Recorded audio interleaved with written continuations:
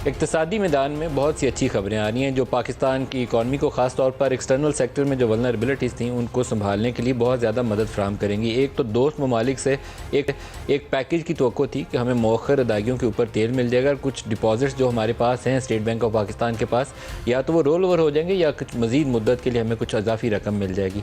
इसके ऊपर अच्छी और अमली तौर पर कहना चाहिए कि हतमी स्टेज के ऊपर पेशरफ्त हो चुकी है।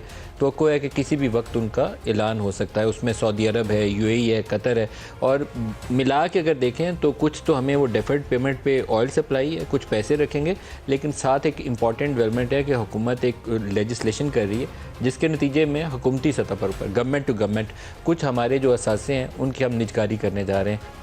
ये बड़ा अनपॉपुलर स्टेप नज़र आता है बाज़ लोगों को, लेकिन अगर आपके मुल्क के अंदर गैर मुल्की सरमायाकारी आनी शुरू हो जाए, उसका रास्ता खुल जाए और इन्वेस्टर कॉन्फिडेंट फील करे तो वो लॉन्ग टर्म उसके गेंस बहुत ज़्यादा होते हैं।